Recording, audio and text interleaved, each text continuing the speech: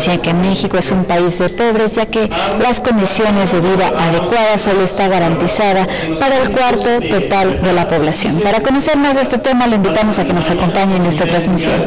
Nuestra meta principal es el fortalecimiento de la democracia en todas sus dimensiones a través de proyectos en más de 100 países por nuestras 80 oficinas alrededor del mundo. Para nosotros, las personas deben ser el punto de partida para alcanzar la justicia social, una economía sostenible y las personas pueden vivir con dignidad. A través de nuestras metas y valores pretendemos profundizar en temas de política de desarrollo. Por ello, promovemos estudios como el presente para comprender mejor los desafíos de la sociedad mexicana y hacer propuestas de política pública que respondan a estos retos. Conocer el estado y las condiciones en las que se encuentra una población es imprescindible para la toma de decisiones y la búsqueda de soluciones a la desigualdad y pobreza. Con el presente estudio buscamos informar y guiar a los tomadores de decisiones, ciudadanos, políticos, organizaciones de la sociedad civil y empresarios para que ellos mismos generen las propuestas y las acciones llevaran a la mejora de las condiciones sociales en México. Por último, quiero enfatizar el compromiso de la Fundación Konrad Adenauer con las labores de investigación, el fortalecimiento de la democracia y la participación activa de la sociedad en los procesos democráticos. Así que, sin más preámbulo, cedo la palabra al doctor Miguel Reyes y al maestro Miguel López. Muchas gracias.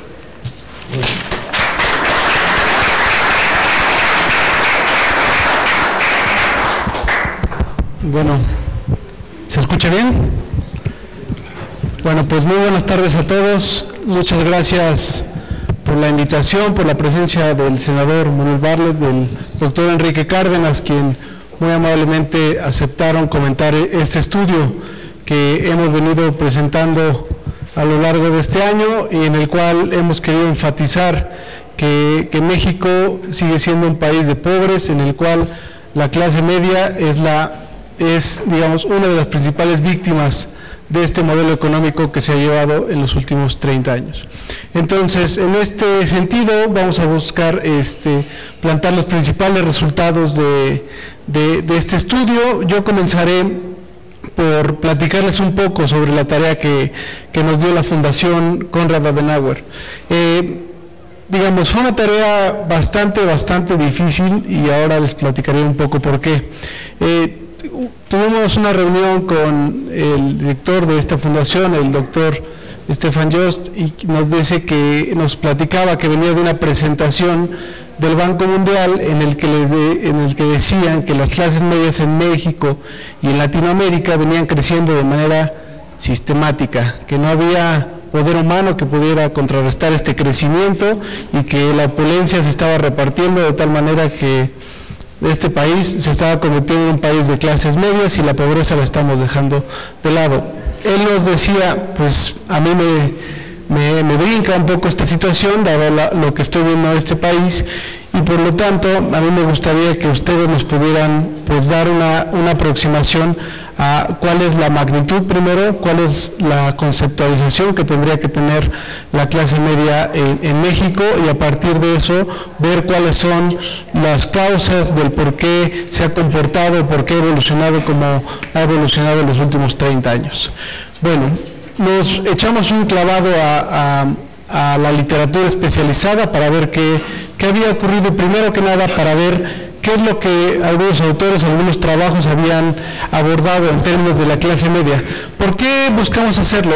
El término clase media ha sido pues un término que no tiene consenso dentro de la literatura especializada. ¿Qué quiere decir que no tenga consenso?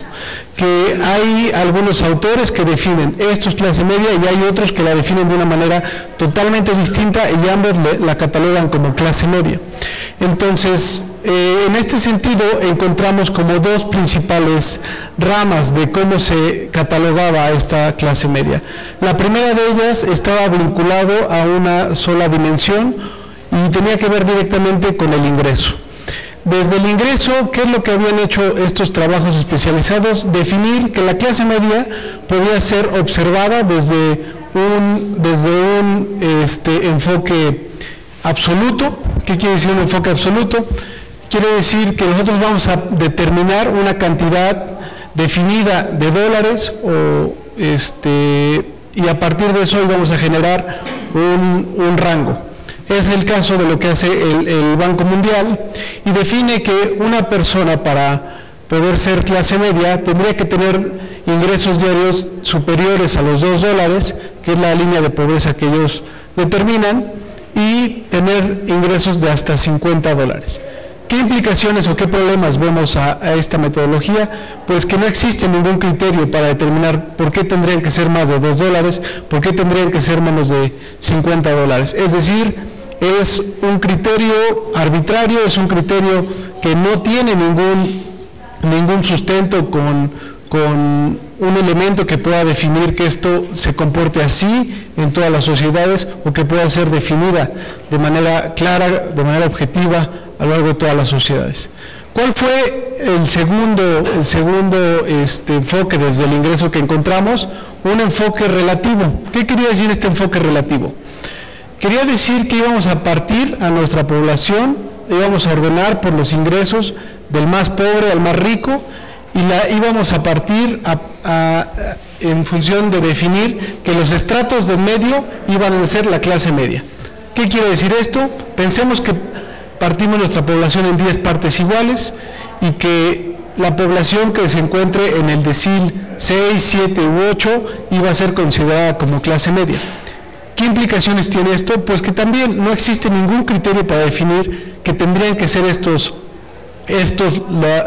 segmento de población que tendría que ser considerada como clase media, que tampoco nos iba a permitir este enfoque observar qué ocurría en términos de que una crisis económica podía llevar a que se aumentara la brecha de desigualdad, y por tanto podríamos tener una mayor cantidad de población en la llamada clase media, pero una clase media empobrecida, una clase media precarizada, una clase media que no podía ser catalogada como tal desde nuestra perspectiva. A partir de ello nos echamos a un clavado a ver otro enfoque, un enfoque que iba a definir que la clase media no solamente tenía que ver con el ingreso, sino que tenía que ver con más dimensiones, un enfoque multidimensional. Estas aproximaciones se realizaron desde la sociología, ¿no? Y se incluían variables como la salud, como el acceso a servicios, como las prestaciones sociales, o bien elementos como el capital social, el capital cultural. ¿Qué problemas vimos a esta metodología? Que era muy difícil definir estas dimensiones tales como el capital cultural, tales como el capital social. Y eso hacía que muchas veces la definición que se estaba otorgando desde esta perspectiva hiciera que personas que claramente pueden ser catalogadas como ricas o que son la clase dominante de este país, sean consideradas como clase media. Entonces, de manera rápida, ¿qué fue lo que hicimos?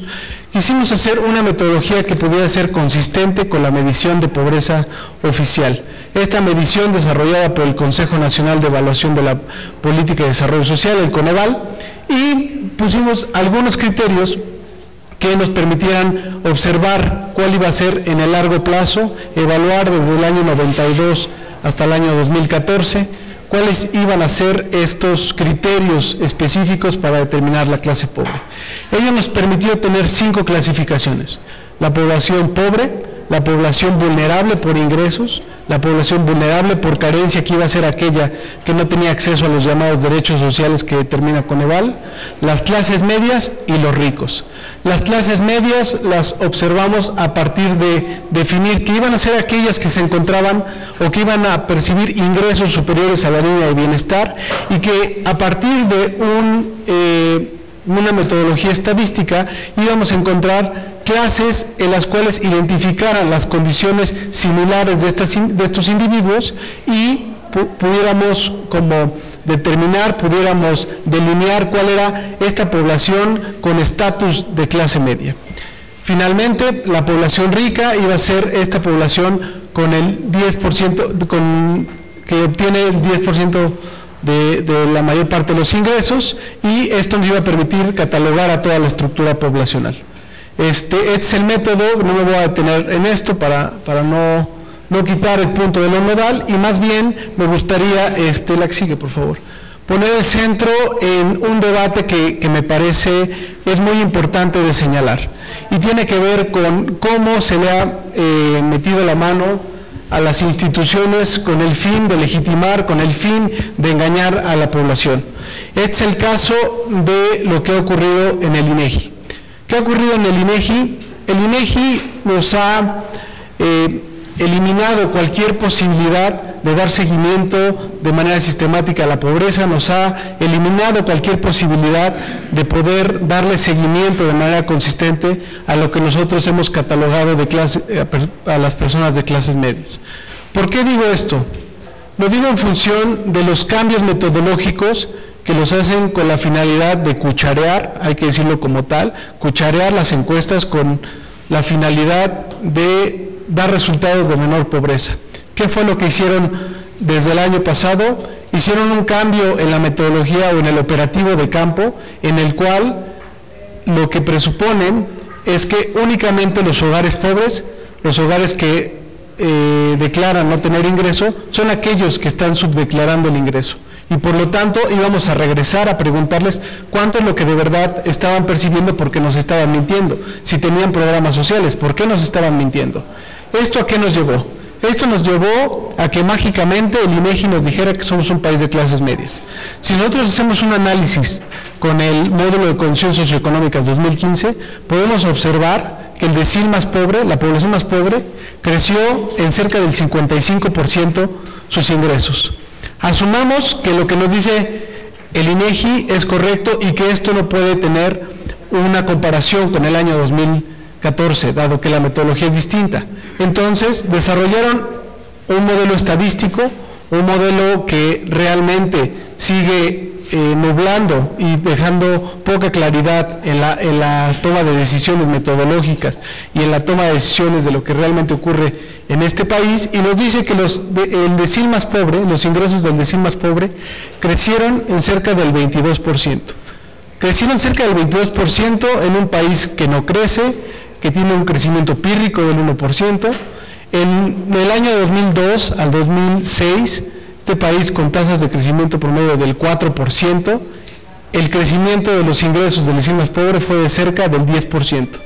Actualmente, sin crecimiento, sin una política social que realmente sea eficiente para mitigar la pobreza, estamos creciendo al 22%. No tiene correspondencia estos datos con la realidad, y hay que decirlo de manera clara. Lo único que se está haciendo es cucharear la información para dar la señal de que este país es distinto, cuando realmente vamos en sentido contrario. Bueno, daría la palabra al doctor Miguel Reyes para que pueda platicarnos un poco sobre los resultados de este estudio. Muy bien. El mensaje central del estudio, ¿cuál es? A partir de lo que acaba de decir Miguel, hicimos entonces una metodología que fuera consistente con la medición de pobreza y que entonces no se cruzaran, ¿no?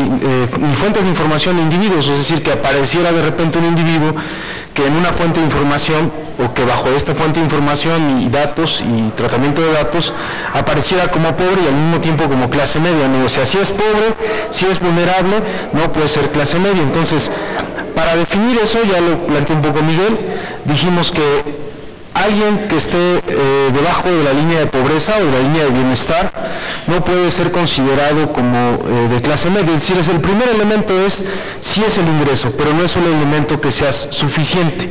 Tiene que considerarse si tiene acceso a la seguridad social, a la salud, si cuenta o no con niveles educativos adecuados y por lo tanto no tiene rezago educativo, si tiene acceso a la alimentación, si sus condiciones de vivienda le permiten vivir digna y adecuadamente. Cuando hablamos del término clases medias desde esta perspectiva es una cuestión vinculada al bienestar, es decir, no podemos pensar en la gente en términos de estatus, sino de estatus o de un nivel adecuado de estatus, de condiciones de vida, si no hablamos de bienestar. Y entonces bienestar es ingreso, sí, si no puedes ser pobre por ingreso, no puedes estar debajo de la línea de pobreza, pero también tendrías que tener las otras condicionantes. Si no puede ser que tú seas considerado clase media, pero que de repente no tengas seguridad social, no tengas acceso a servicios de salud, no tengas niveles educativos adecuados. Entonces, ¿qué fue lo que encontramos? Encontramos, a diferencia de lo que se ha planteado en algunos estudios, algunas metodologías, y también de la creencia que teníamos por muchos años de que México pudiera ser un país de clases medias, dado que además estamos en el grupo G de los países que producen más riquezas, en el G20, México está en los países de la OCDE, en los países del G20 en términos de la generación de su riqueza, pero no está en términos de su distribución, o incluso pensando en cuestiones de pobreza, en la proporción de pobreza respecto a su población total. Ese tipo de países no tienen a más del 50% de su población en pobreza, y México es persistente que en los últimos años tiene a su población en situación de pobreza. Por lo tanto, el mensaje central del estudio, y que vamos a mostrar ahorita algunas gráficas sobre ello, es: México no es un país de los que llaman o que se denominan de clases medias. Se está incluso destruyendo esa clase media en cierto sentido. Es muy frágil, además, de caer en situación de pobreza. En un momento puedes decir que está en clase media, y al otro día, o después de un shock, o después de una crisis económica, está en situación de pobreza. Entonces, México es más bien un país de pobres. Es un país donde persiste la pobreza y la vulnerabilidad, donde persisten muchas carencias en la mayor parte de la población. Y entonces, si le damos a la siguiente, Miguel, podemos ver esta. Esta es la línea de pobreza que le llama Coneval de bienestar y bienestar mínimo. La de bienestar, que es la azul, es si tienes acceso o no a una canasta alimentaria y no alimentaria, es decir, la canasta total. Y la roja es la de la canasta alimentaria. Entonces, si ustedes ven, aunque tenemos nosotros vaivenes entre el 94 y el año 2002 a 2004, fundamentalmente, aunque la caída más importante sea hasta 2006, si ustedes ven el año inicial y el año final, van a ver como si casi que no avanzáramos. Vean, por ejemplo, el caso de la línea azul, que es la línea de pobreza. El 54.8% de la población en México en 1992 está debajo de la línea de pobreza o de la línea de bienestar. O sea, tiene un ingreso que no alcanza para la canasta básica, la canasta alimentaria y no alimentaria. Para el año 2014 es el 53.2%. O sea, ¿qué estamos diciendo? Que después de 22 años estamos prácticamente en el mismo lugar. Sí hubo un alza importante después de la crisis del 94-95, cayó sistemáticamente hasta el 2006, pero si ustedes lo ven en el tiempo, quiere decir que no tenemos políticas públicas que redistribuyan. Un poco Miguel habló hace rato de la parte de crecimiento. Dos condiciones son importantes en términos del ingreso para que pueda disminuir la pobreza por ingresos. Una es el crecimiento económico, y que se refleje en crecimiento de empleos, de salarios o de empleos bien remunerados. Y la segunda tiene que ver con una cuestión de distribución, de mecanismos redistributivos, y que en donde el papel del Estado, de las políticas públicas que implementa el Estado, es fundamental. Si el Estado no tiene políticas públicas redistributivas, sino solamente que administran la pobreza, entonces lo que tenemos es eso, es una administración de la pobreza a partir de determinadas políticas públicas que focalizan a ciertos individuos o grupos de individuos, pero que no resuelven el problema. Hace algunos meses, creo que no estuvo el doctor Cárdenas en esa conferencia, fue una conferencia en Puebla, en la Iberoamericana de Puebla, y estuvo Santiago Levy, que fue precisamente uno de los pues digamos ideólogos de lo que sería el programa que ahora se llama Prospera, que antes fue Progresa Oportunidades. Y una de las cosas que él mismo confesó es que ellos pensaban que con las transferencias que estaban estableciendo hacia las personas podrían solucionar la situación lacerante de pobreza, y podrían, en todo caso, como había ingresos que recibían las familias, y estos ingresos estaban condicionados a que fueran los hijos a la escuela, a que hubiera también acceso a ciertos servicios de salud, decían, bueno, pues con eso se va a acabar la pobreza. Y él mismo dice, no se acaba la pobreza porque no lo vinculamos con una situación que tiene que ver con la producción. Uno, con la productividad, y otra, con la parte de la distribución, que tiene que ver productividad y salarios. Desvinculamos los salarios, por ejemplo, de la productividad, y solamente establecemos los aumentos salariales en función de la inflación, no de un índice del costo de vida de esta canasta, sino de la inflación, pero lo desvinculamos completamente de la productividad. Si la productividad crece o no crece, si crece y ha crecido en los últimos años en promedio, y más en algunas corporaciones, en las grandes corporaciones, si ha crecido, eso no se ve reflejado en la parte de los salarios. Y la mayor parte del crecimiento de los empleos, fundamentalmente en esta administración, están entre 1 y 3 salarios mínimos, por lo tanto el problema del ingreso no se resuelve. Le damos a la siguiente, por favor. Las otras son, este es un poco esto, que en 1997 había 5 millones de beneficiarios del programa que ahora se llama Prospera, y que en 2014 tenemos 25 millones de beneficiarios, o sea, se ha quintuplicado el número de beneficiarios. Y si esperáramos que la relación fuera simétrica, diríamos que si teníamos el 50% de la población en pobreza, podríamos haberla reducido al 10%, y no se redujo a nada, seguimos por encima del 50%. Ahora, con el modelo con el que estimaban la pobreza en 2016, Miguel le planteó un poco eso, es decir, que ya no tenemos consistencia en las encuestas de hogares, pero con el modelo que se hizo, tienen todavía al 50% de la población debajo de la línea de pobreza, es decir, la pobreza por ingresos permanece prácticamente sin cambio. Si le damos a la siguiente, por favor, Miguel. Nosotros decimos que tiene que ver con esto, que tiene que ver con que los mercados laborales no se paga suficientemente, no se paga adecuadamente, no se paga dignamente.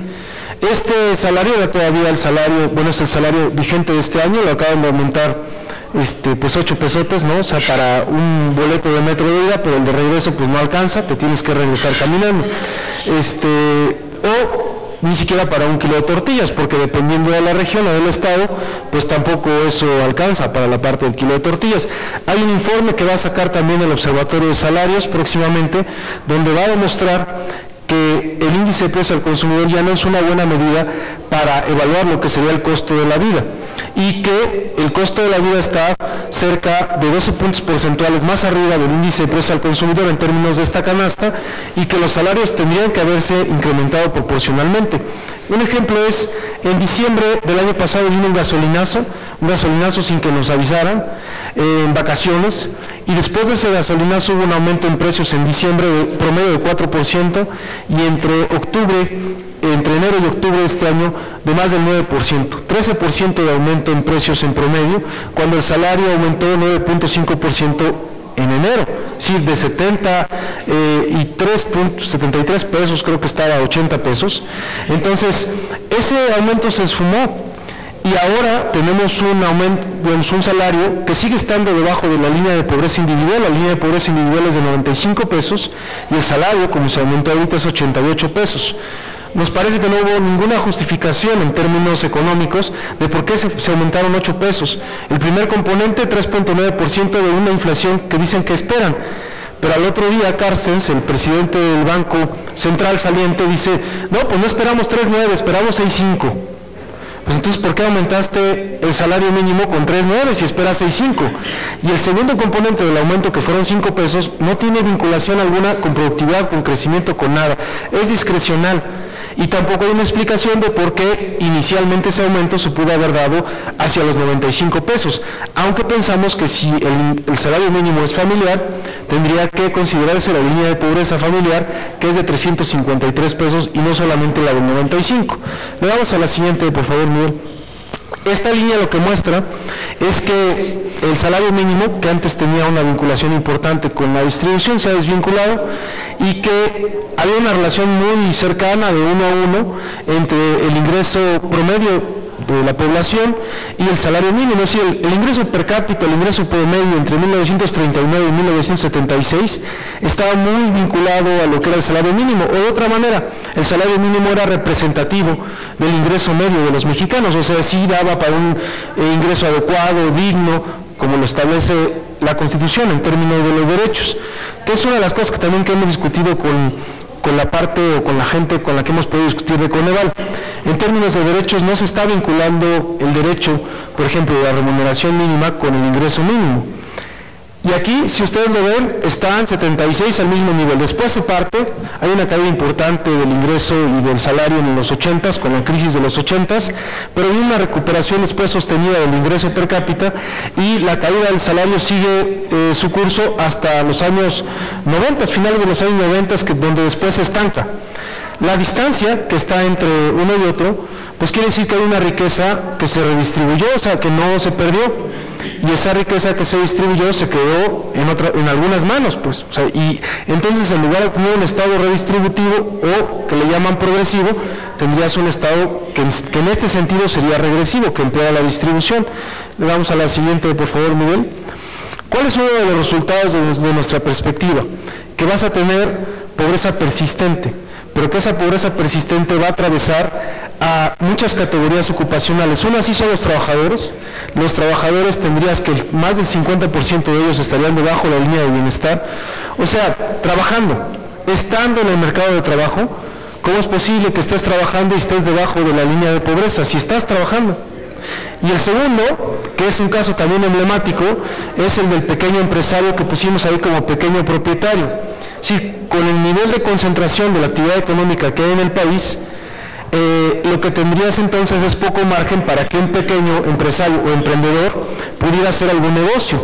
Y eso lo que te da como resultado es que casi el 70% de ellos están debajo de la línea de bienestar. Entonces, cuando de repente alguien te dice, me voy a salir de trabajar, pero voy a emprender un pequeño negocito, pues casi que vas a lo mismo, ¿no? O sea, casi que vas a lo mismo, porque si no tienes seguridad social, pues, y te vas a emprender un negocio, casi que vas a lo mismo. O sea, el que no tiene seguridad social, que es más vulnerable en términos de trabajador que el que tiene seguridad social, por muchas razones, ¿no? Porque tiene acceso a vivienda, el que tiene seguridad social, porque tiene acceso a servicios de salud, y porque en general sus ingresos promedios, sus salarios promedios son mayores, y porque tendría derecho, aunque sea pues a una pensión, ¿no?, que puede ser buena o miserable, pero tendría derecho a una pensión. El de trabajador sin seguridad social no tiene derecho a nada. Está contratado hoy y mañana no tiene derecho a nada. Y en general, a lo que hemos dirigido, desde nuestra perspectiva al país, es a que muchos trabajadores, educados incluso, estén sin seguridad social, estén debajo de la línea de pobreza o emprendan un negocio, haciéndoles creer a estas personas que por su propia voluntad podrán tener éxito, cuando hay condiciones estructurales de la propia economía que tiene que ver con la distribución y la concentración de la actividad económica, cuando hay condiciones estructurales que no se los permiten. Le damos a la siguiente, por favor, Miguel. Ese es el plano de los ingresos. En el plano de las llamadas carencias sociales, sí pudiera hablarse que en algunas hay algunos avances. Uno de ellos es la parte de salud, y fundamentalmente por lo que tiene que ver con el acceso al seguro popular. Pero esta es la parte estadística. No tenemos nosotros datos que serían mucho más finos para decir el acceso efectivo al seguro popular. Es decir, puede haber mucha gente credencializada, donde a partir de la credencialización no sabemos si tienen acceso o no efectivo a esos servicios de salud básicos que se les está ofreciendo. Hay ejemplos de algunos estados de la República. Yo creo que el doctor Cárdenas los conoce, él es poblano, el senador Bartos lo conoce, él es poblano. Del caso de Puebla, donde pues hay una gran cantidad, hubo una gran campaña para credencializar población, y esa credencialización no necesariamente vinculó el que tú tuvieras una credencial de seguro popular a que tuvieras acceso de verdad efectivo a servicios de salud en el estado, en la ciudad de Puebla. Pero bueno, esa sería otra cosa. Como estadística, hay una baja en la carencia de lo que es salud. También cae la carencia de servicios básicos en lo que sería vivienda, en servicios de alcantarillado, de alumbrado, en lo que tiene que ver con el tipo de piso y de techo de las viviendas. ¿Qué no se mueve? La educación. En promedio el rezago educativo de la población sigue siendo cercano al 23%, no se mueve en 25 años la educación, el rezago educativo. No se mueve tampoco la seguridad social sustancialmente. Esa caída en seguridad social del 63 al 58, y que ha sido también cuestionada en alguna parte de la literatura y en algunos espacios y foros públicos, también tiene mucho que ver con que se han incorporado, se le ha puesto ahí, adultos mayores que reciben pensiones no contributivas, es decir, aquellos que están en la Ciudad de México y reciben alguna pensión del gobierno de la ciudad o del gobierno federal del 65 y más, y los cuentas como parte que tuvieran seguridad social, cuando no es lo mismo que recibas una pensión de 1,000 pesos al año a que tengas seguridad social. Entonces, ese sí es un poco más hechizo, pero en general 60% de la población aproximadamente no tiene seguridad social. Ese no avanza. No avanzas con la seguridad social, no avanzas con la educación, no avanzas con el ingreso. Entonces, esos son fundamentalmente los aspectos donde en México no hay avance. Y ustedes lo pueden ver igual, lo van a ver con más detalle en el informe. Solamente mencionar que es igualmente dramático el caso de los trabajadores sin seguridad social y los pequeños empresarios o propietarios. Ellos son los que tienen mayores carencias. 72% de los pequeños propietarios no tienen acceso a seguridad social, o el 32% de ellos tienen carencia en lo que serían sus servicios de vivienda. Y el caso de los trabajadores sin seguridad social se puede ver ahí también. El 31% no tienen acceso a la alimentación, por ejemplo. Son los que tienen el nivel más alto en términos de carencia de la alimentación. O sea, trabajadores sin seguridad social y pequeños propietarios son, en términos de los que están como población ocupada, los que peor salen en la distribución. O sea, trabajas, pero no tienes el ingreso suficiente, pero tienes carencias en la alimentación, en vivienda, ¿no? Entonces no puedes hablar necesariamente que tienes un país de clases medias. Este es, por ejemplo, lo que es la población por carencias sociales en términos de lo que serían los deciles de ingreso. La parte más alta son los deciles más pobres, la más baja son los deciles más ricos, y vean ustedes cómo esto es regresivo. El acceso a la seguridad social, por ejemplo. El acceso a la seguridad social, ¿quién tiene más seguridad social? Los que están en la parte más alta de la distribución. El 10% más rico, solamente el 27% de ellos no tiene seguridad social. Pero vean ustedes, el 10% más pobre, el 90% de ellos no tiene seguridad social. O sea, quiere decir que aunque nuestro promedio sea 60%, realmente nuestras políticas públicas no están atacando a los más pobres, o por lo menos en estas, que es seguridad social, carencia en servicios de vivienda, en la parte de alimentación, no están llegando a los más pobres, están llegando a la parte media de la distribución, y en la parte alta pues no necesitan llegar porque tendrían cierto nivel para poder solventar, ¿no?, una buena parte de sus necesidades. Le damos a la siguiente, por favor. Esta es la pobreza multidimensional, o la evolución de pobreza multidimensional. Pueden ver que ha caído la multidimensional en los últimos años 10%, pero ese 10% se ha repartido fundamentalmente entre vulnerables. Sí, pasaste de ser o dejaste de ser pobre, pero pasaste al plano de lo que llaman vulnerable, por ingreso, por carencias. O sea, ya no tienes no tienes todo, pero entonces te falta una, ¿no? De todas maneras sigue estando muy frágil. No puedes considerarte clase media o clases medias o un nivel adecuado de vida o de bienestar. Le damos a la siguiente, Miguel, por favor. ¿Por qué no tenemos eso? Dijimos que es como la parte de desigualdad. Hay algunos estudios, uno de ellos es el nuestro, el otro es de Miguel del Castillo Negrete, el otro es del INEGI, el otro es de... ¿quién es? El de Esquivel, el de Gerardo Esquivel, que está aquí también el Belisario Domínguez, y sacó un informe sobre Oxfam. Estos coinciden fundamentalmente en que hay una distribución de la riqueza y del ingreso mucho más concentrada de lo que plantea la encuesta de hogares. Obviamente es una construcción estadística, pero lo que nosotros tendríamos es que aproximadamente el 1% de la población tendría lo mismo que el 90% de los mexicanos, que 1.3 millones de mexicanos les tocaría el mismo ingreso que 115 millones de mexicanos. Y eso ya de entrada te está planteando un problema significativo, estructural, en donde no podrías hablar por esa misma razón de un país de clases medias, sino de un país en profunda situación de pobreza o de carencia. Le damos a la siguiente, por favor. Esto me lo voy a saltar, dale a la siguiente también esto. Esto no me lo salto por una razón, porque tiene que ver con que a veces pensamos que solamente es la parte dicotómica entre... bueno, es el empresario, es el trabajador, es lo que llaman capital y trabajo. No, resulta que la desigualdad en México es transversal, y la más profunda que se da digamos, como entre factores de producción es entre los empresarios, ni siquiera entre los trabajadores. El llamado coeficiente de Gini es más alto entre los mismos empresarios que entre los trabajadores, porque vas a encontrar empresarios que están en el sector corporativo que ganan 138 millones de pesos al mes, y empresarios que están en el comercio al menudeo que ganan 12,000 pesos. Eso no lo vas a encontrar entre los trabajadores. El que van a ganar más entre los trabajadores va a ser 400,000 pesos los gerentes, y los que ganan menos, pues los de salario mínimo. Las distancias son importantes, pero no tan significativas como en la parte empresarial. Aquí están 38 millones los corporativos, 13 millones la minería, en los servicios financieros en promedio casi 4 millones, en la parte agrícola 5,5 millones, aunque también hay agricultores que pueden ganar más. El promedio nacional son 57,000 pesos.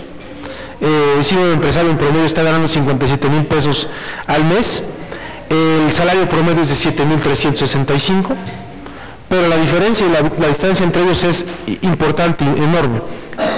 Cuando hablamos entonces de clases medias, este es el resultado. El rojo, ustedes ven los pobres y vulnerables. El azul es las llamadas clases medias que tienen así como bajó un poco la pobreza por ingresos y la pobreza en general entre el año 97 y 2006, así aumentaron relativamente las clases medias.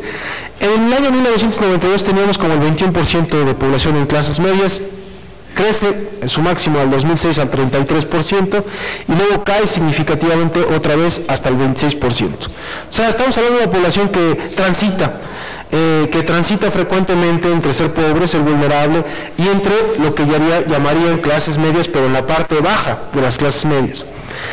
En general, México sería entonces un país de pobre y hablarías de que estas llamadas clases medias pues son muy frágiles, son muy vulnerables. Hay países que pudieras hablar que el 60, 70, 75% de ellos pues los considerarías con un nivel adecuado de vida, un nivel adecuado de bienestar, garante de bienestar, que por lo tanto dirías que es de clases medias. Le damos a la siguiente, por favor, creo que ahí se ve. Este es el de las llamadas clases medias, 21% para 1992, 26% para el año 2014.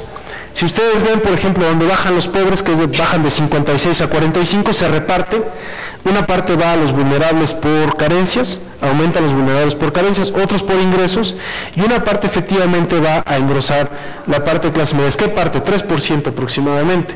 Eso no puedes, digamos, cuando aumentas en 3% las clases medias, que es exactamente parecido a lo mismo que está bajando la pobreza por ingresos hasta el 2016, pues no puedes hablar de que de manera sostenida hay un crecimiento de estas clases medias, ¿no? ¿Cuáles son nuestras recomendaciones? Decíamos, hay países que tienen entre 50 y 75% de población total, pero que esos países tienen modelos de redistribución muy claros, no solamente en términos de política social, también fiscales, tiene una progresividad fiscal importante, el que gana más paga más. Ahorita en el mundo hay una discusión importante porque Trump las ha planteado. Una de ellas es de su reforma fiscal, le está planteando una reforma fiscal donde le baje el impuesto a los ricos, baje el impuesto sobre la renta de 35 a 20%, con el impacto distributivo que eso puede tener. Y ya hay unos análisis en México que han planteado que eso sería catastrófico para México, porque obligaría a México a bajar al 20% el impuesto sobre la renta por la cuestión de la doble tributación. Imagínense si hay ahorita grandes corporativos, que son los que ganan más, y que muchos de ellos, algunos sí, algunos no, pero muchos de ellos no pagan los impuestos que deberían de pagan entre el 1 y el 13% de sus ingresos, cuando las pequeñas y medianas empresas están pagando el 30%, cuando los trabajadores están pagando una tasa máxima del 35%, ahora bajarles al 20%. Y la segunda, que ha planteado Trump, que no lo han planteado las autoridades mexicanas, es el tema de los salarios, que también Trudeau lo dijo acá en este Senado de la República, y que es el tema de los salarios. ¿Por qué un trabajador mexicano haciendo exactamente las mismas tareas que la que hacen en los Estados Unidos, en ramas que son muy tecnificadas, pero que al mismo tiempo son como muy estandarizados los procesos, como la automotriz, ¿por qué ganas entre 4 y 7 veces menos? ¿Por qué en México lo hemos dirigido hacia un país que llamamos de pobres? Pues porque, entre otras cosas, lo hemos insertado a la globalización, o la llamada globalización, como un país de salarios bajos, y mover los salarios implica mover, desde nuestra perspectiva, todo el modelo. Sí, tendríamos que pensar entonces, en términos de derechos, sí tener educación, sí tener salud, sí tener seguridad, sí tener empleos bien remunerados, y tener le damos a la siguiente, por favor, dale a la siguiente, dale a la siguiente, por favor, igual a la siguiente, tener esto, no solamente en la parte salarial una propuesta, una política, sino también en la parte fiscal. Tienen que desaparecer los tratamientos y regímenes especiales. Tiene que haber un gasto efectivo en términos de redistribución. Tiene que desaparecer el gasto asistencial clientelar, como está establecido ahorita. Y en la parte industrial, nos parece que la COFESE tiene que tener dientes, de verdad, dientes para controlar lo que es la concentración económica de los monopolios, que en este país pues rondan por todos por todos lados y en todos los sectores de actividad económica, y tiene que haber incentivos de verdad progresivos para las MIPYMES, para las empresas de economía social y solidaria, pero no en el discurso, sino en los hechos. Hace algunos años se pasó un borrador, que además se aprobó en todos los estados, que es que en materia de política industrial se le diera mayores incentivos a aquellas empresas que tuvieran más trabajadores. Y eso es profundamente regresivo, porque le vas a dar desde el Estado más dinero a quien más tiene. Y cuando nosotros lo cuestionamos, la respuesta era, bueno, pues es que va a gotear, el modelo va a gotear. Bueno, pues el modelo no gotea, ¿no? El modelo sigue concentrando. Y nosotros pensamos que eso puede pasar también por una propuesta distinta en materia de salarios. Una, que la recuperación del salario sea con base a un índice de costo de vida y no de acuerdo a la inflación. Dos, que esté vinculado a la productividad, que no se le desvincule como se le ha desvinculado ahora, que parte de la productividad, si hay productividad y ganancias de productividad, que también le toquen al trabajador. Y la tercera, que no haya una diferencia entre los propios asalariados de 10 a 1 para mantener una equidad entre ellos en la manera de lo posible.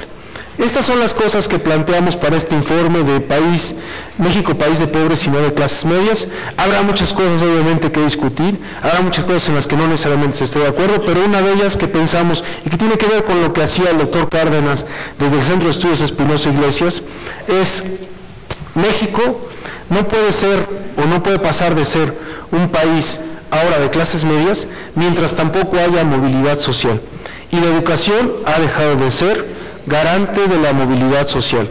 Mientras la desigualdad educativa caiga, pero la desigualdad en ingresos aumente, mientras los salarios estén desvinculados de la productividad, vamos a tener que aquellos que están en posgrado, que tienen un posgrado, tienen hoy 10,000 pesos menos en términos reales que en 2005. Tiene una pérdida de poder adquisitivo del 35%. Y el mensaje de movilidad social es importante, es grave. O sea, estudiar ya no te garantiza tener un ascenso social. Hay obviamente estudios mucho más detallados que los tiene el Centro de Estudios Espinosa Iglesias, pero pensamos que el mensaje es ese, que si queremos un país distinto, un país con otro cariz, un país donde no tengamos a Santa Fe con Barrancas y con grandes corporativos, un país no de pobres, sino de clases medias, donde vivamos la mayor parte de la población una buena vida, pues tenemos que cambiar y tenemos que repensar lo que hemos hecho hasta ahora, y el repensar es una nueva política social, una nueva política fiscal, una nueva política industrial y una nueva política salarial. Desde el Equide, desde el Observatorio de Salarios, desde las dos Iberos, la de Puebla y la de México, muchas gracias, y quedamos a los órdenes primero de los comentarios y luego de lo que ustedes puedan preguntar. Muchas gracias.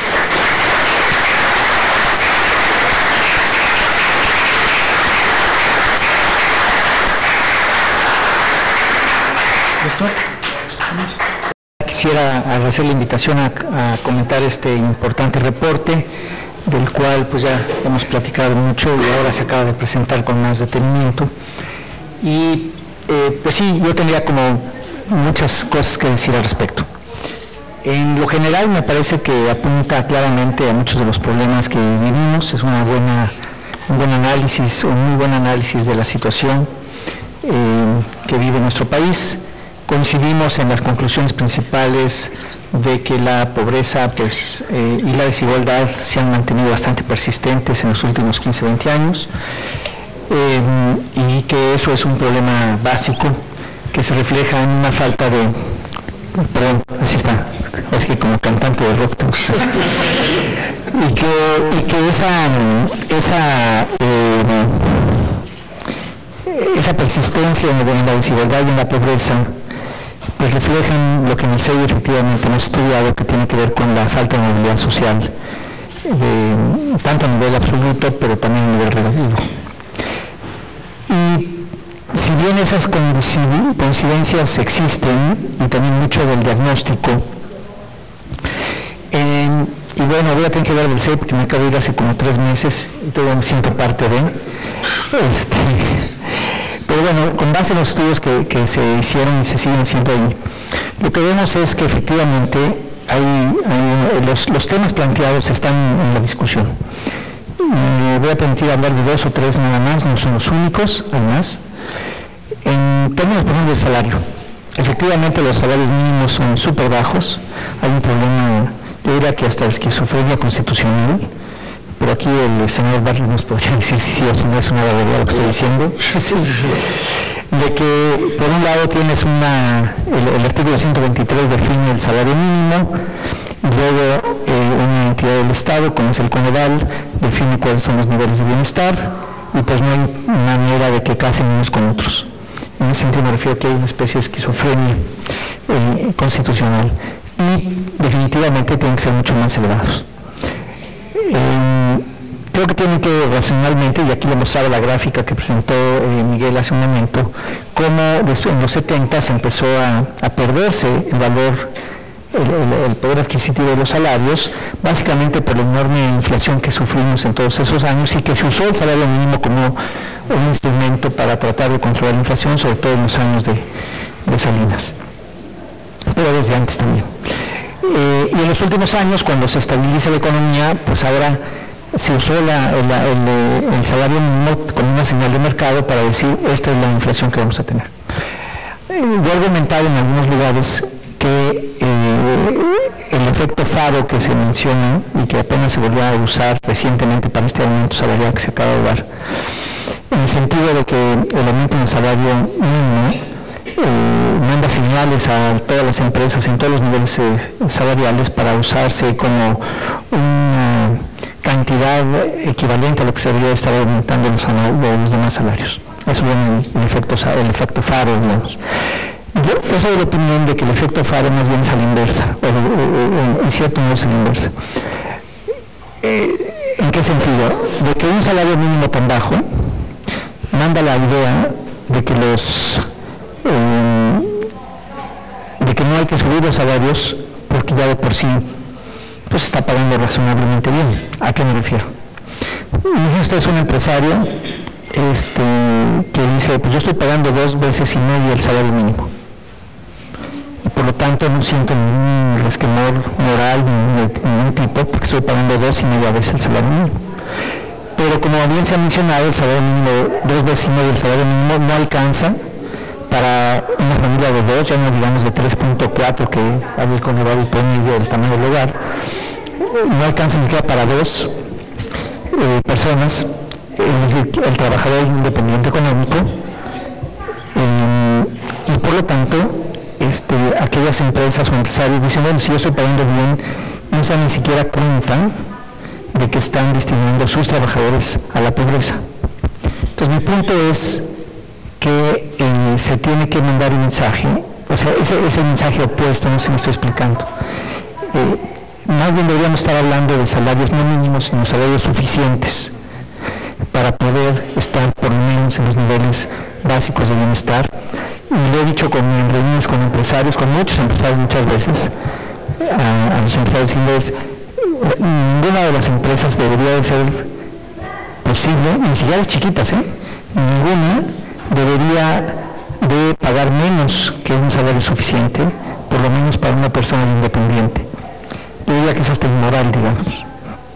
Inmoral porque estás destinando a tus trabajadores a vivir en la pobreza y se empieza a parecer en esclavitud, en pocas palabras.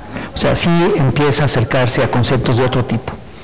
Y por eso me parece que los salarios mínimos no deben ser mínimos, deben ser suficientes y, digamos, para ser realistas, poco a poco irlos creciendo a que por lo menos lleguen a esos niveles. Con eso creo que pues, se aliviaría bastante, no que solucionara todo, pero aliviaría mucho con el puro concepto. Y la verdad es que cuando uno habla con empresarios, no de los micros, pero sí de los medianos para arriba, o de medianos de 40, 50 empleados para arriba, no están en contra de esa idea. O sea, no se han dado cuenta muchas veces que están pagando salarios por debajo del nivel de bienestar. Déjenme decirles un caso personal. Mi mujer y yo tenemos un hotel pequeño en Cholula, se llama La Quinta Luna, cuando quieran ir, muy bonito, siglo XVII la casa, precioso. Bueno, pues cuando nos dimos cuenta de esto, fuimos y checamos los salarios de nuestros trabajadores. Son 10 personas, tampoco es chiquitito así, ¿no? Y nos dimos cuenta que había 2 personas que estaban ligeramente por debajo de los 2 niveles de bienestar. lo que dijimos, bueno, es que esto no puede ser. Inmediatamente tuvimos que aumentar esos salarios y claro, como lo hicimos de inmediato, pues claro que le pegó a la estructura salarial y tuvimos que mover los demás salarios. Al final nos costó 13% el aumento en la nómina para poder mantener diferencias según los puestos. Obviamente es difícil que eso pudiera multiplicarse en toda la economía de golpe, porque sí generaría un problema en las empresas. Pero sí pudiera irse en esa dirección, por lo menos, y al cabo de 2 o 3 años poder llegar a ese tipo de situación. Entonces, primer punto respecto al informe, el tema del salario. Segundo punto que me parece importante es con relación a esto de la persistencia de la pobreza y de la desigualdad, que coincidimos, repito, en el diagnóstico. Lo que pensamos en el CEI, estamos demostrando, perdón que hable todavía en plural, pero me siento parte de eso, es que el tema de mucha desigualdad con bajo crecimiento, como es el caso de México, se acompaña a la vez de mucha pobreza y de muy poca movilidad social. Mientras que otro tipo de países que tienen más crecimiento y menos desigualdad se acompañan, están caracterizados a su vez por menos pobreza y mucha mayor movilidad social. Lo que eso implica, y esto es interesante desde el punto de vista de política pública, que ese es el tema, es que para poder pasar de un equilibrio malo, digamos, bueno, es malo sin las comillas, es malo, bajo crecimiento, mucha desigualdad, mucha pobreza y poca movilidad social, al otro, pues lo que hay que hacer es transitar de uno al otro. Y la pregunta es, ¿cómo transitas? Y hay posiciones un poco como el reporte que dice, pues hay que gastar de esta forma y hay que cobrar impuestos de una manera muy progresiva y tal. Y lo que nosotros decíamos en el CEI es, mejor enfoquémonos a igualar las oportunidades para todos, para todas las personas. ¿Qué quiere decir eso? Que todo el mundo tenga acceso efectivo a la salud, que todo el mundo tenga acceso efectivo a la educación, que no importa, esto es súper importante, que no importe dónde naces, para que la calidad de las escuelas sea semejante. Que no importa, o sea, que el tema de la cigüeña, ya que hablaron de Santa Fe y donde está el Ibero, que el tema de la cigüeña, que trae el chamaco, ¿no?, ahí en el pico, y lo va a soltar ahí a ver dónde nace, y lo suelta, y depende del maldito viento para decidir si cae de un lado o del otro. Y es el pinche viento. O sea, es fortuito, porque las personas tienen el mismo talento en principio de un lado y del otro al nacer, si nacen con una madre adecuadamente nutrida, desde luego, y cosas así. O sea, el talento se distribuye en forma normal, estadísticamente hablando. Por lo tanto, si una persona le tocó que el viento le soplara y cayera del lado equivocado de Santa Fe, pues ya se fastidió. Prácticamente haga lo que haga, le va a costar mucho trabajo salir de ahí. En cambio, de otro modo no. Y eso es lo que dicen los datos de movilidad social. 7 personas de cada 10 que nacen del lado equivocado de Santa Fe van a quedarse ahí una generación después. 7 de cada 10. Mientras que 9 de cada 10 que nacen en el lado correcto, entre comillas, de Santa Fe, una generación después, cuanto mucho bajarán de nivel a Coajimalpa, digamos. O sea, se van a quedar ahí también. Hay mucha persistencia de un lado y del otro en los extremos, de los pobres que se quedan ahí y de los ricos que también se quedan ahí. Una red de protección muy grande. Y eso es profundamente injusto, además de muchas cosas. Pero además tiene un problema de meritocracia. Entonces, lo que decimos es, si tú logras igualar oportunidades para todos, lo que vas a hacer es que puedas transitar a una economía más robusta, con menos desigualdad y con menos pobreza, porque hay más movilidad social. Por ejemplo, un muchacho, un joven o una persona que nace por el viento en la parte más pobre de Santa Fe y en lugar de perderse ese talento, de desperdiciarse, se logra aprovechar para que entonces tenga mayor productividad, tenga mayor crecimiento y por lo tanto tenga una mayor contribución para él o ella, para su familia y para la economía en general. Y al mismo tiempo que eso sucede, se está bajando en algo la pobreza y también la desigualdad, porque tienes una persona que hubiera sido pobre en otra circunstancia, pues ahora ya no sale tan pobre. Entonces, y esto lo podemos ver ya en los primeros pininos, en la encuesta, la tercera encuesta del CEI, va a traer una regionalización, va a ser representativa a nivel regional. Entonces, hasta ahora con uno de los autores del reporte, con Minor, se hizo un macheo, digamos, de la encuesta del CEI, de movilidad social, con otras encuestas del INEGI, para tratar de retratar qué le pasa en diferentes regiones. Y lo que se encontró es una cosa también que me parece muy interesante. Por regiones, en el centro y norte del país, tienes más crecimiento, menos desigualdad y menos pobreza y mayor movilidad social. Y en el sur tienes mayor pobreza, menos crecimiento, más desigualdad y menor movilidad social. Entonces, lo que se ve como una hipótesis, digamos, de que si transitamos de aquí para acá, ahí se empieza a poder comprobar. Y lo que implica movilidad social al final es eso, igualdad de oportunidades para todos, que no importa de dónde naces, para poder hacer lo que tienes potencial de llegar a ser tú, tu familia, tu entorno también. Y diciéndolo muy crudamente, ya si va uno a nacer pobre, híjole, pues mejor naces en el norte que en el sur. Si ya te digo, que tengas chance de escoger por lo menos, porque está horrible, de verdad, senador. O sea, los chances de salir en el sur son muchísimos menos que de salir en el norte, de salir adelante. Entonces, el argumento sería, igualemos oportunidades, y tiene una gran ventaja, que no hay una confrontación política ideológica, porque todo el mundo estamos de acuerdo, creo, en general todo el mundo estamos de acuerdo en que hay que igualar oportunidades para todos.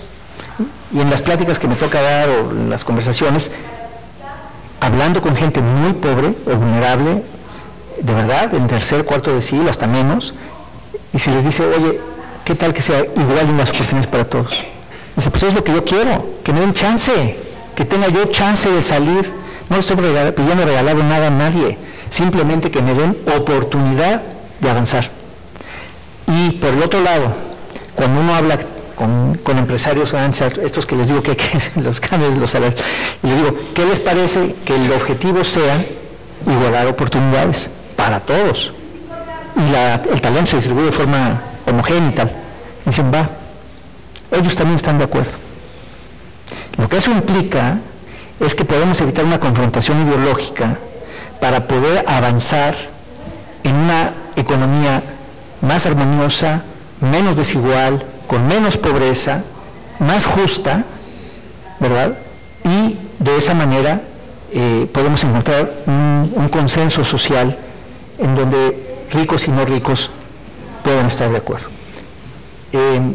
Entonces, tenemos una perspectiva un poquito distinta en cuanto a la visión, pero no así en términos de la recomendación. Las recomendaciones son muy semejantes.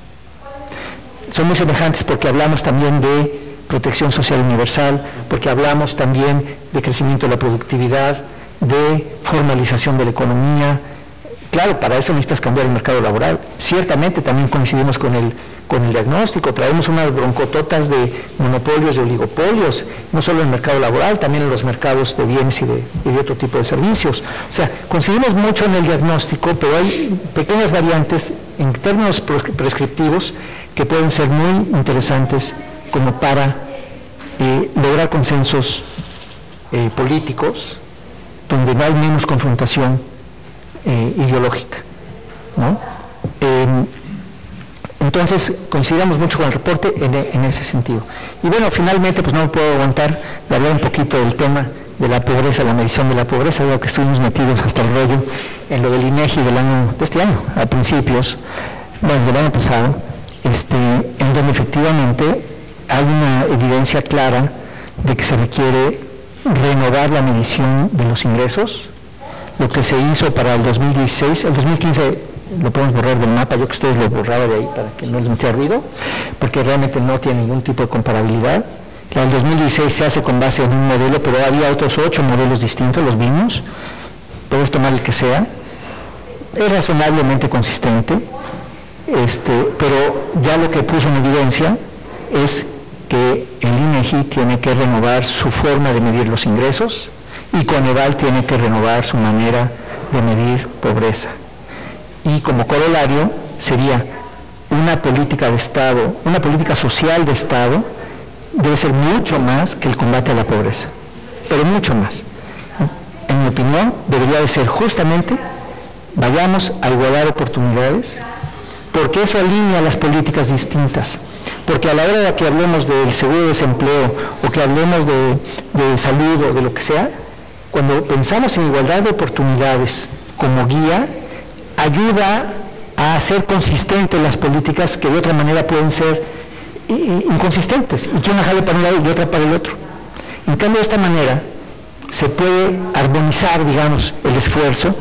Ahora sí que, como decía mi mamá, poquito el amor y gastar en celos, pues qué friega, ¿verdad? Poquito los recursos y los gastamos mal, pues está mal. Olvídense de la corrupción, eso es un sine qua non, pero me parece que de esa forma se pueden concentrar. Entonces, coincidimos, resumiendo, coincidimos con el diagnóstico, con muchas de las medidas prescriptivas, pero nos gusta más este enfoque de igualdad de oportunidades que nos ayuda a armonizar políticas y resultados.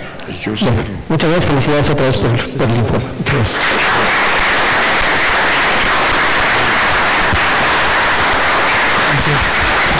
Bueno, una ronda de preguntas y el senador cerraría este conversatorio para ir, digamos, metiendo más ideas, más discusión a esta propuesta, a este diagnóstico que se hace con el trabajo que presentamos. Entonces, daría espacio a 3 preguntas primero para que podamos ir contestando.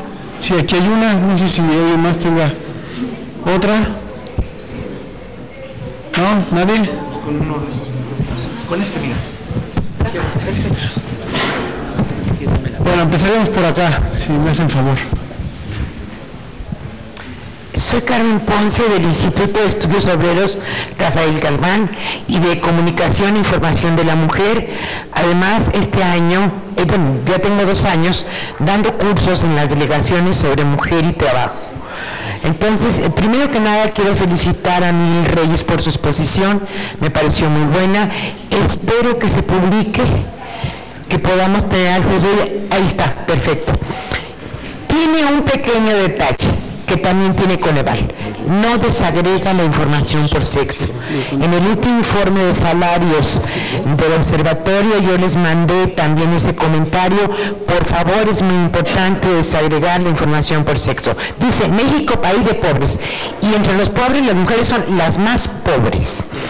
¿Qué le comentaría? Bueno, le comentaría que, por ejemplo, en los reportes que hace INEGI sobre manufacturas, hay 2 renglones que siempre van a la baja: prestaciones y remuneraciones reales. Si las prestaciones van a la baja, quiere decir que hay mayor concentración del ingreso porque hay más informalidad laboral. Si remuneraciones reales van a la alza y horas y horas trabajadas van a la alza, también quiere decir que está aumentando la productividad, ¿verdad? Es una demostración. Bueno, respecto al cuchareo del INEGI, a pesar de las limitaciones de estas encuestas del INEGI, sí están desagregadas por sexo. O sea, sí hay forma de hacer estos informes desagregados por sexo, con todas las limitaciones que tiene. La última travesura del INEGI fue haber cambiado la fórmula del PIB de tal manera que este PIB en el sexenio de Peña Nieto ya no va a ser del 2.1, sino del 2.6. Hay que decirle al INEGI que nos invite a su país, ¿verdad? Porque de verdad pues no hay forma de que sea de esa manera. Ahora, un crecimiento del 40% en el gas LP le pega durísimo a la canasta básica y se come ese aumento al salario automáticamente. Pero por si fuera poco, la liberación de los precios de los energéticos anunciadas para el 30 de noviembre pues efectivamente deja el aumento del salario mínimo anulado. Se cumplió lo que dijo el gobernador de Banco de México, hay que ser prudentes con el aumento del salario mínimo. Creo que fueron demasiado prudentes. ¿Por qué no han sido prudentes para el alza de salarios? Ha habido una reconcentración del ingreso. En el caso de las pequeñas empresas hay un dato que es muy significativo. 70% de sus créditos provienen de los proveedores. ¿Dónde están los bancos? En Colombia es a la inversa. 70% de los créditos de los microempresarios provienen de los bancos, que es de donde deben provenir. ¿Para qué tenemos ese sistema bancario si no están apoyando la producción de la pequeña, de la mediana y de las mini pymes, verdad? Ahora, la informalidad laboral. El crecimiento de la informalidad laboral es un factor muy importante en el crecimiento de la pobreza, sobre todo en las mujeres, es más alto en las mujeres. Esto significa que no tienen ninguna seguridad social. El Seguro Popular. Cuando se lanzó el Seguro Popular se dijo que era una forma de reducir el gasto en bolsillo. El gasto en bolsillo en salud sigue aumentando. ¿Por qué? Porque el Seguro Popular solamente reconoce el 10% de las enfermedades que tiene el Seguro Social. Y lo más importante, su cuadro básico es muy limitado. Entonces, aunque reciban la consulta médica, tienen que comprar el medicamento. El Seguro Popular es como el doctor Símil. Y yo en mis cursos me he encontrado con la sorpresa de que las mujeres confunden Seguro Popular con Seguridad Social, porque eso es lo que les han dicho, que el Seguro Popular es Seguridad Social. Desde luego, la mayoría de las mujeres que asisten a estos cursos no tienen Seguridad Social, pero lo más grave, no saben lo que es. Y tampoco saben que es un derecho laboral. Tampoco saben que no es un privilegio, que es algo por lo que tenían que luchar los y las trabajadoras. Es más alto el número de mujeres en la informalidad laboral y por lo tanto también en la pobreza, ¿verdad? Ahora, el incremento, la serie de datos sobre el salario, es muy importante destacar que a raíz de 2008, a pesar de que el desempleo fue más masculino que femenino, el número de mujeres o el porcentaje de mujeres que ganan más del salario mínimo ha caído notablemente y se está concentrando en 3 salarios mínimos, que es pobreza. Las personas que ganan más de 5 salarios mínimos se consideran a sí mismas de clase media. Es muy discutible, pero en fin, pero definitivamente con 3 salarios mínimos, no. Y ahí es donde se han concentrado el número de trabajadoras, en 3 salarios mínimos. Y ha crecido considerablemente el número de trabajadoras que ganan hasta un salario mínimo, o lo que es peor, que no reciben ingresos porque trabajan en empresas familiares. Cuando se hablan de los informes de pobreza, afortunadamente en los últimos informes de Coneval ya se menciona el mercado de trabajo como una causa de la pobreza, pero por muchos años se presentaban como si la pobreza fuera un problema biológico. Entonces, por eso me parece tan importante el trabajo del Observatorio de Salarios de la Universidad de Puebla. Felicidades y muchas gracias por esta información. Gracias. Muy bien.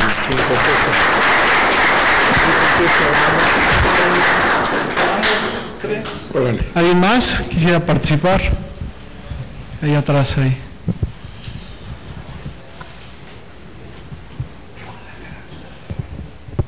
Gracias.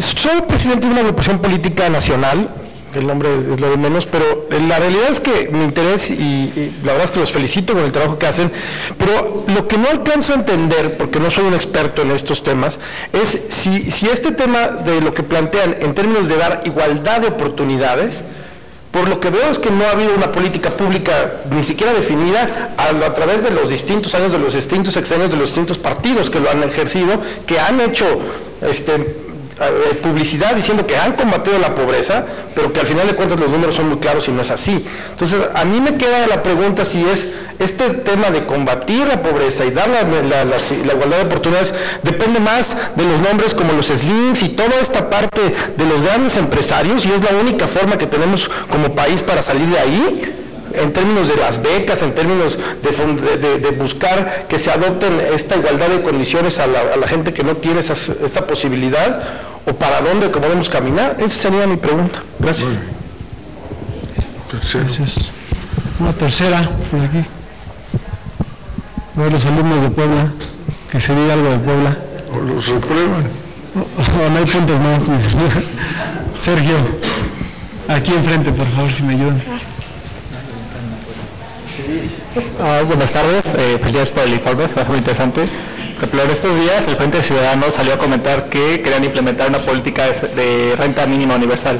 ¿Es viable?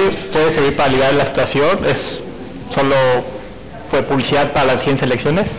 Gracias. Gracias.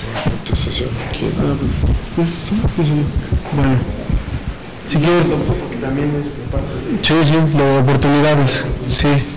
Bueno, yo creo que empezaría con el comentario de aquí y un poco terminaría con lo que nos dice Sergio y le daría voz al doctor Cárdenas un poco para que nos platicara esta situación de las oportunidades. Bueno, primero que nada, muchísimas gracias. Tomamos ya en cuenta este comentario que nos habla de la desagregación. No creo que lo buscamos incorporar un poco desde el informe pasado. Cuando hablamos de desigualdad salarial, se observa que en promedio las mujeres reciben un 16% menos de lo que recibe el salario promedio. Entonces, el próximo informe vamos a buscar hacer un diagnóstico sobre qué ocurre con los jóvenes en el mercado laboral y buscamos hacer estas desagregaciones, estos cruces que nos puedan permitir ver cuál es la situación en términos de la misma estructura del mercado laboral, ¿no? Entonces, agregar. Esta informalidad laboral tan creciente en México ha creado una nueva jerarquía entre los trabajadores, las que tienen seguridad social y las que no tienen. La desigualdad entre ambas es enorme. Claro. La visión de país y de política que tienen ambas es muy diferente. Claro. Bueno, creo que estos elementos que usted nos recuerda son cosas que hay que tocar y que hay que discutir. Es muy importante esto último que usted dijo. Se ha hablado dentro de la misma campaña publicitaria de este gobierno que ha sido el sexenio del empleo, ¿no? Que hay un crecimiento como no se ha dado en otros años del empleo y justo obedece a una reconfiguración del mercado laboral.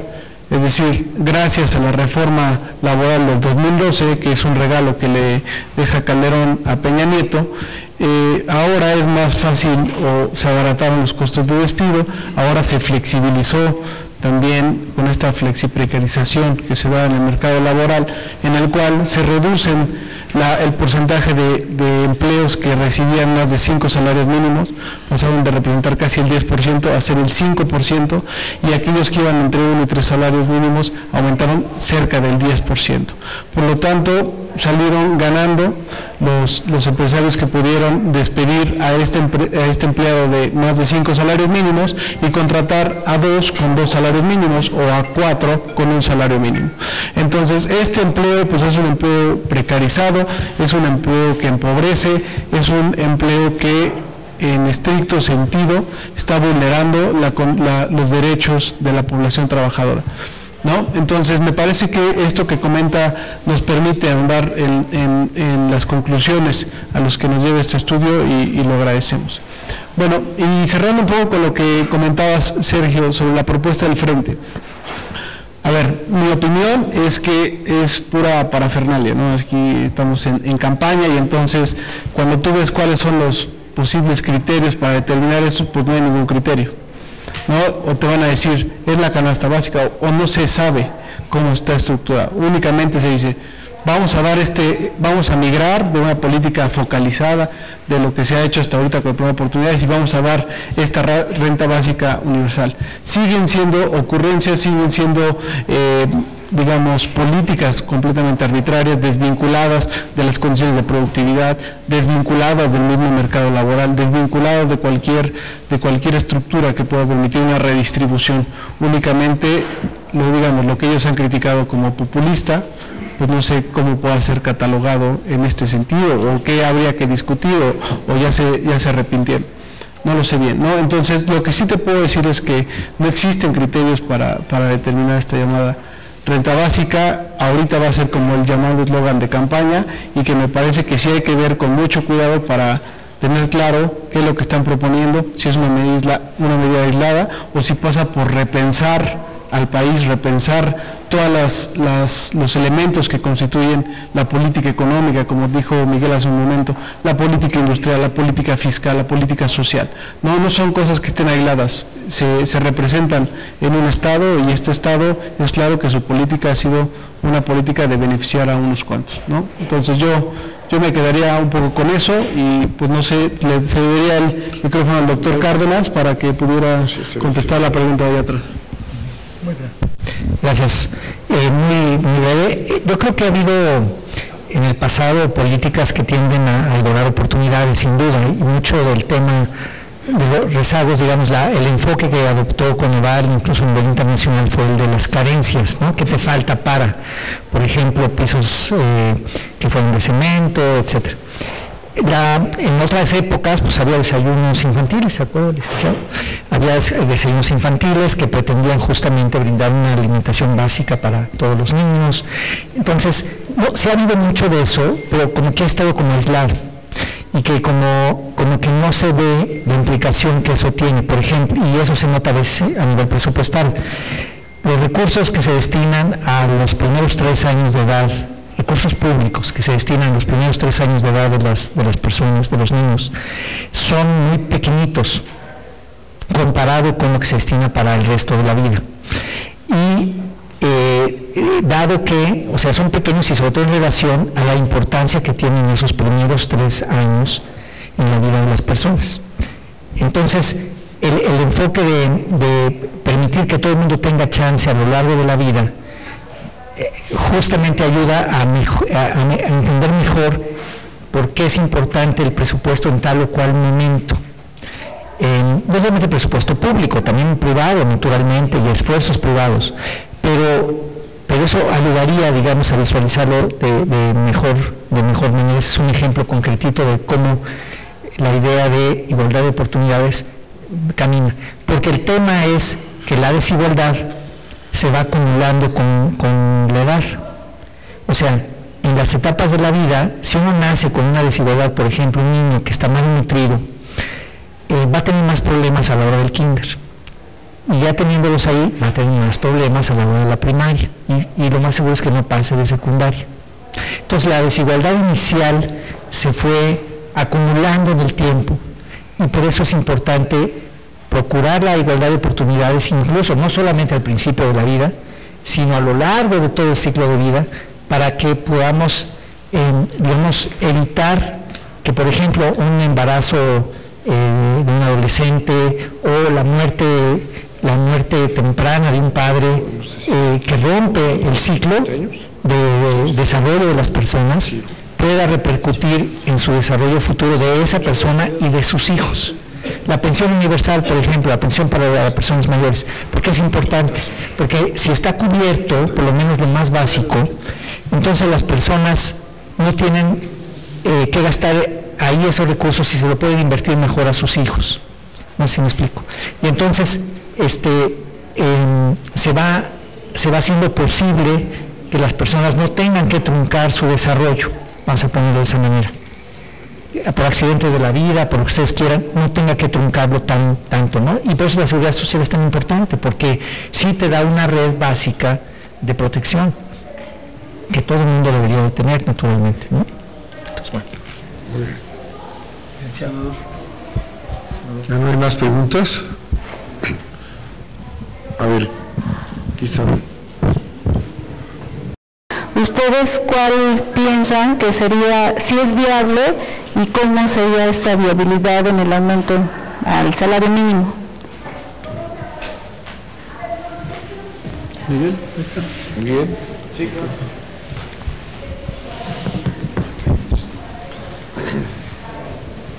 Sí, es perfectamente viable, si no tiene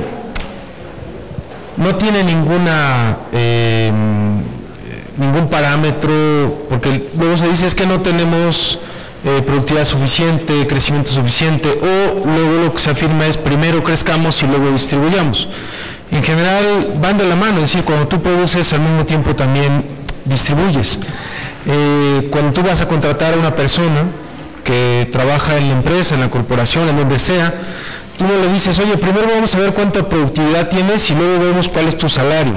O sea, de entrada te voy a pagar tanto. Y yo ya establezco o tengo previsiones de cuántos serán mis ventas, cuántos serán mis ingresos, cuánta será mi rentabilidad. Y la rentabilidad de los últimos años para todas las empresas en general ha estado basada no en innovación, no en inversión en tecnología, no en desarrollo de tecnología fundamentalmente, sino en los bajos salarios. Entonces, para mantener o para incrementar la rentabilidad de pequeñas o de grandes corporaciones, lo que se ha hecho es mantener los salarios fijos. Un poco, usted lo decía hace rato, esta parte de lo que dicen el efecto faro. Sí puede funcionar al revés, en un sentido, que nosotros lo que hemos contabilizado es que en los últimos años quienes están perdiendo significativamente más poder adquisitivo son los más educados.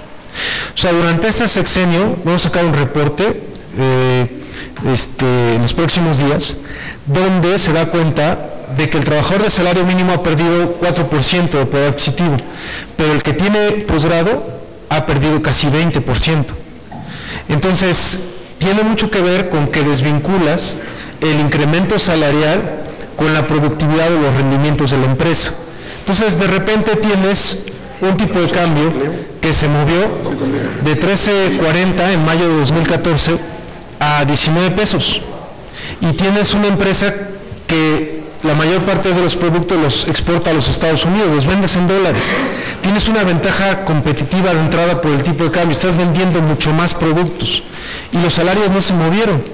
Los salarios se establecieron sin un parámetro, obviamente, es tu inflación que esperas para el año que viene, pero en muchos sentidos, en lugar de que incrementes esos salarios de acuerdo a la capacidad, a las habilidades que tienes, a tu nivel de escolaridad, está completamente desvinculado de eso. Es decir, en el mercado laboral tendrías que pensar en oferta y demanda laboral. Lo que yo ofrezco es la fuerza de trabajo.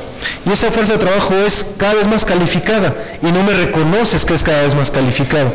Y en la parte de lo que sería la demanda de trabajo, las empresas, yo lo que podría ofrecer en términos de vincular tu salario es con la productividad y lo desvinculé. Entonces, al desvincularlo, yo estoy estableciendo aumentos solamente con base en lo que supongo que va a aumentar la inflación.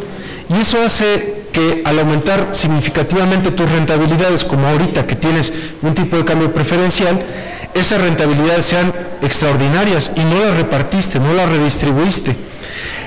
Eso entonces da cuenta de que no solamente el mínimo, sino todos los demás salarios tendrían posibilidad de incrementarse, de cambiar esa situación.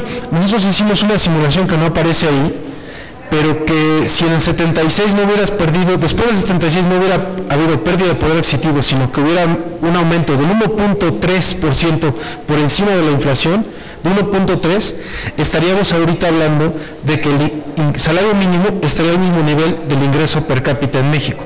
Al mismo nivel, pero perdiste 65% de valor en la crisis del 80, perdiste más del 10% en la de los 90 y no hay un mecanismo, una política de recuperación. O sea, es una cuestión de voluntad política y de un llamamiento a un nuevo pacto social desde nuestra perspectiva. Y eso no hay. No hay preocupación por parte del gobierno. Y una cosa que dijo aquí el doctor Cárdenas es muy importante. Si muchos empresarios no han volteado a ver eso, entonces, ¿quién tendría que hacer que voltearan a ver eso y sentar y decir, bueno, aquí trabajadores y empresarios vamos a sentarnos, miren ustedes, aquí su rentabilidad está aumentando así y esto está contribuyendo a que con los salarios que ustedes pagan, el 50% de los trabajadores de ustedes estén en pobreza? Bueno, pues es el que lo tiene que hacer es el gobierno, o sea, es la política pública y eso no ha ocurrido en los últimos años y es una cuestión de voluntad política para hacerlo, es decir, no es otra explicación, no hay un criterio de por qué la CONASAMI junto con sus representantes aumentó el salario de 80 a 88, no existe, y está incluso por debajo de la misma línea de bienestar individual, no existe nada. Entonces, me parece que sí existen los elementos, pero lo que falta son foros donde se sienten empresarios, trabajadores, pero representatividad de trabajadores reales, no el corporativismo, no los charros, no ese sector rancio que está destapando un candidato, o sea, gente, ¿no?, que de verdad esté representando intereses de los trabajadores. Y un poco, nada más para finalizar, lo de la renta básica universal, creo que tendríamos que ver exactamente a qué se refieren ellos con renta básica universal, si es el ingreso ciudadano universal. Por ejemplo, en España establecieron la renta básica universal y lo aprobaron, pero eso que llamaban ellos renta básica universal, lo hacen de acuerdo a criterios. Si te dicen, tú tienes doctorado, pero como tú tienes doctorado, entonces no te vamos a dar lo que es la renta básica universal, sino como tienes mayor nivel de educación, te vamos a dar el 20%. Entonces no sabemos con qué criterios está planteando este frente eso, es decir, porque además no se ha establecido, digamos, no entiendo que haya una plataforma en ese sentido, y habría que analizar con más detalle a qué se refiere, con qué o qué significado para ellos es renta básica universal.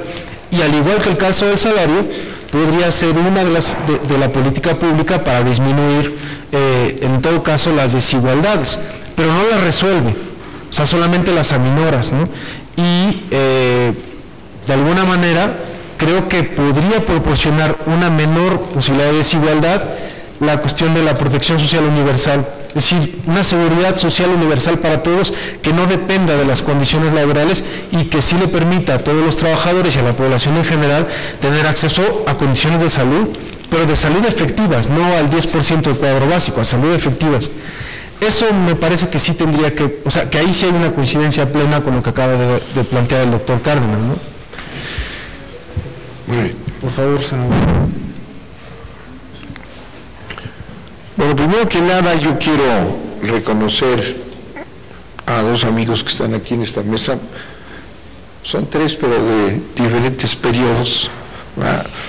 Tanto Miguel Reyes como Miguel López han sido para mí unos extraordinarios apoyos desde que estuvimos en Puebla y durante los 5 años que hemos estado en el Senado. Me han ayudado, me han asesorado, hemos establecido una espléndida relación de trabajo y lo quiero reconocer y señalar abiertamente. Excelentes profesores, de senadores, digo yo, no de alumnos nada más. Aquí el rector Cárdenas lo conocí yo siendo gobernador, el rector de esa bella universidad que ha dejado de ser lo que era. No nos metamos en esos temas, pero fue un magnífico rector de una universidad brillante, pujante, de manera que tengo un gran respeto para él. No me dio clases, pero les dio a todos los otros poblanos que andaban por ahí. Ha sido una plática sólida, no ha habido paja en lo que han tratado. Ahí está, con un criterio objetivo invaluable y que solamente puede tener después interpretaciones diferentes con algunos matices que aquí hemos oído, ¿verdad?, de dos instituciones muy prestigiadas, aunque ya no pertenece. Esperemos que esa institución donde estaba él no le pase lo mismo que a la Universidad Iberoamericana, que se vino la de las Américas. Sí, perdón, ya me estaba equivocando de universidad. De manera que es una espléndida conversación. Yo no quise hablar al principio porque luego nos acusan a los políticos de politizar las cosas, ¿no? Dije, no van a decir que vengo aquí a politizar estudios técnicos fundados en cifras, en datos y en reflexión de economía. Pero yo diría lo siguiente, a final de cuentas es política todo. A final de cuentas todo es política. Esto es política. La economía es política.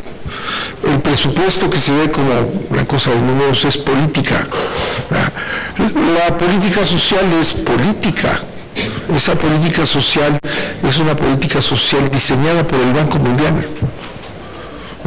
No es el producto de una reflexión mexicana, no, al contrario, México tenía una política, una visión, y cuando viene el cambio de modelo económico, pues tenemos un cambio de políticas, y lo primero que se establece es la política social como una medida de manutención de la paz social, no como una política que pudiera tener efectos sobre la estructura social, ¿no? Y el resultado ahí está. Ha pasado, ¿qué? 30, 40 años de esto, y ahí está, estamos igual o peor. Yo diría que peor porque los instrumentos de la política social tradicional que traíamos nosotros, de movimientos sociales nuestros, ¿verdad?, se han venido desgastando. No hay una política que fortalezca a la seguridad social.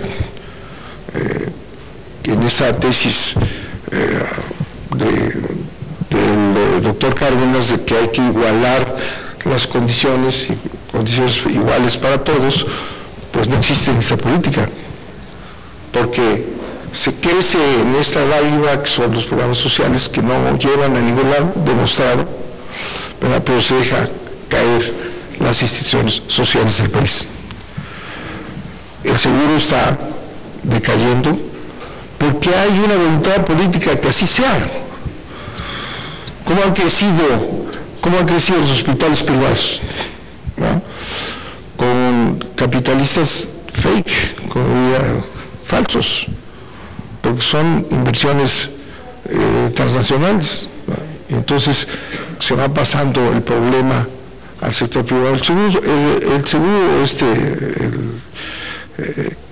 que usted señalaba, ¿no?, pues es una mentira, porque no es ni seguro ni es popular, es una mentira.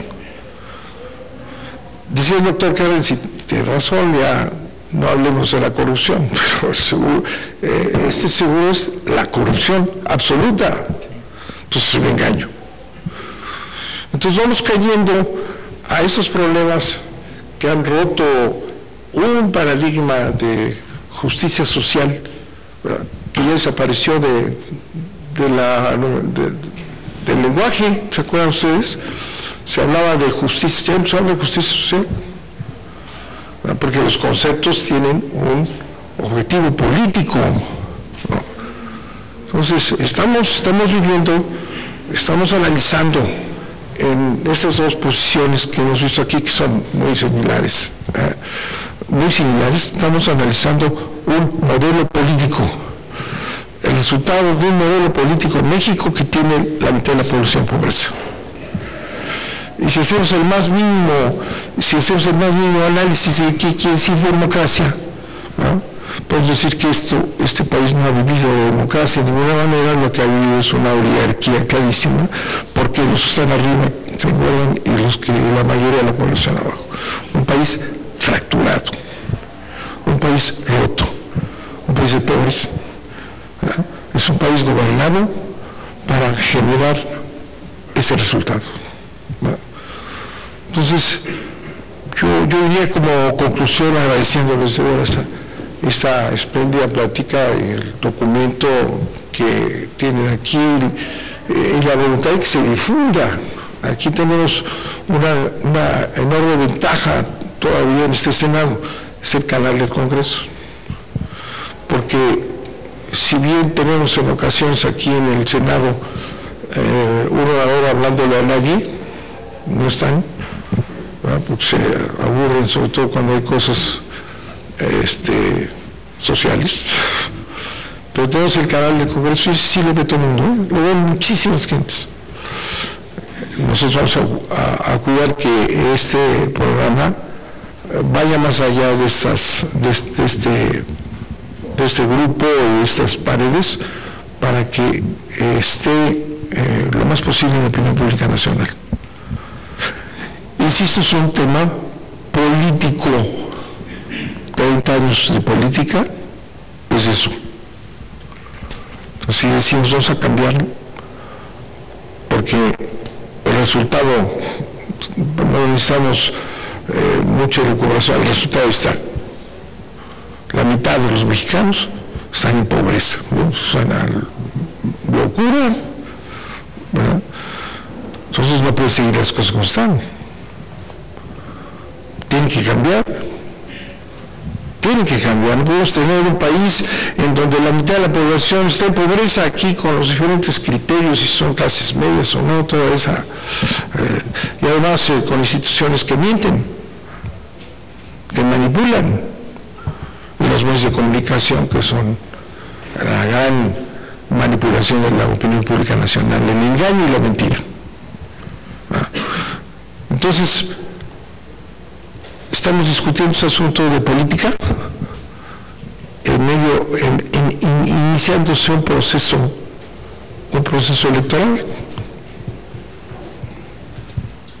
Su tema político es el proceso electoral. Por ejemplo, el frente que te preocupa a ti, no te preocupes, el frente no va a existir, se va a reventar dentro de poco, para que se arrebaten las presidencias y las candidaturas.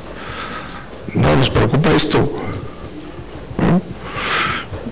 Entonces tenemos que hacer que la población se preocupe, tenemos que hacer que la población se dé cuenta de lo que está pasando, para que haga un análisis y diga, bueno, no puede ser, ¿no? Eso tiene que cambiar.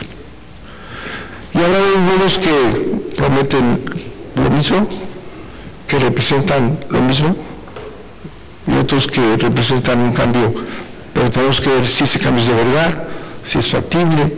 Y ahí está la importancia de los cuadros preparados, de los cuadros universitarios, ustedes que están en el pensamiento y en el análisis, por lo que sí podemos hacer algo en estos días, en estos meses.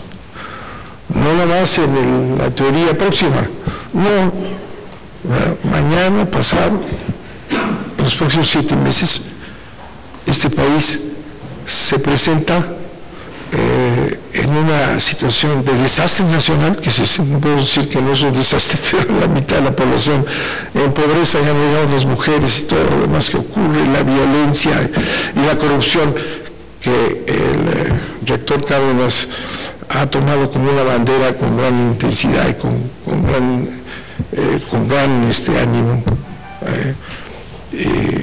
Tenemos que participar, que sea esta plática un aliciente para que participemos, estudiando sí, pero ahorita participando, votando, discutiendo, llevando a este país al cambio que ustedes quieren, o a la continuidad si ustedes sí lo quieren, que yo estoy seguro que no lo quieren, por si no estarían aquí. Muchas gracias a todos por su presencia.